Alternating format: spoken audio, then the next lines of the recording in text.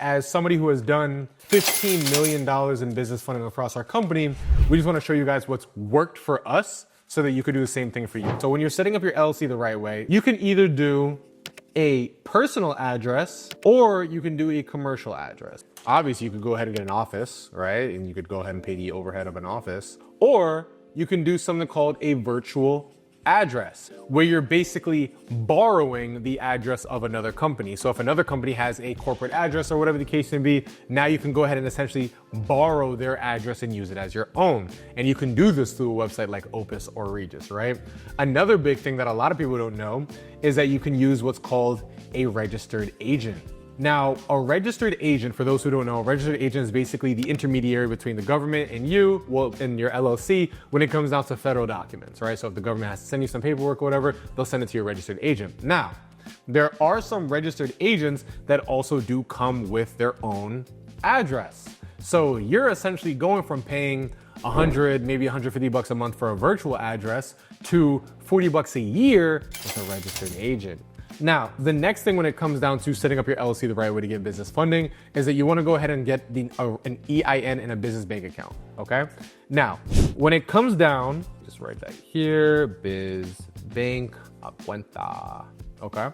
When it comes down to the business bank account, okay, and the EIN. Now, every single time you get a corporation, LLC, any type of business entity, you always get an EIN. Now, you can get it for free from the government. Just go to your New York department, sorry, not New York, but your department of, your department website, your Secretary of State, excuse me. Or you can go ahead and have an intermediary get it for you faster, like a Swift Filings or a LegalZoom or an Inkfile or any of these other websites, right? Rocket Lawyer, whatever the case may be, and they'll be able to get it for you a little bit faster, right? So with that being said, always you're gonna need to get your EIN. That's the social security number of your business. Now, with that being said, once you get your EIN, you can go ahead and get a business bank account. Now, when it comes down to a business bank account, I always recommend getting a business bank account with where you already bank. So if you already bank at Chase, or you already bank at Wells Fargo, or you already bank at Bank of America, go ahead and get that business bank account over there.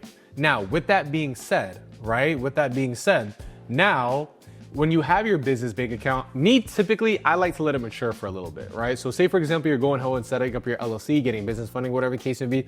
I'm gonna go ahead and get a couple different bank accounts. Now, you don't have to do this. You don't have to do this.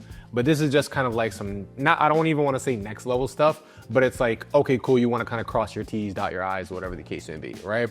I would go ahead and get 3 bank accounts, right? A national, a regional, and a local. National is like your big ones, right? Like that's like your Chase, your Wells Fargo, your Bank of America, things of that nature. Your regional are banks that are only within a certain region, like say, for example, a Truist, Key Bank, okay? And then local would like only banks that are in your local area, like literally you can see and touch. Can't go anywhere else. You can't go to another state or whatever the case may be to go ahead and get them, right?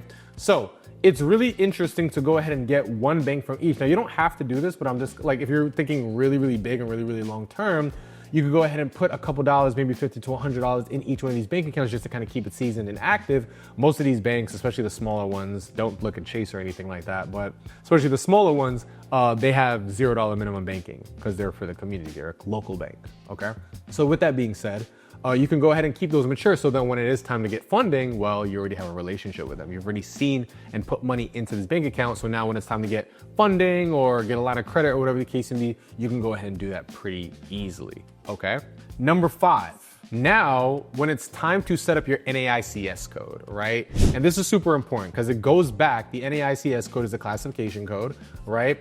This goes back to how lenders classify you. Like I kind of mentioned before, this is super important because if I know that this is a high risk industry, I'm not going to lend a lot of money for it. So think about the money that you would have received as a pie, right?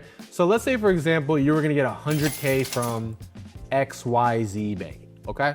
Just to kind of put it all up together, right? Now it's like, okay, cool. Well, you named it a high risk industry. So now you just lost 5K because you named it a high risk industry. Well, now you also put a personal phone number. So you just lost another 10K, right? Oh, well, you also put a personal address. So you just lost another 5K, right? And you see how it just kind of trickles down and trickles down and trickles down. And before you realize it, that 100K just went down to 80K. or maybe even 60K, all because you didn't set up your business the right way the first time, right?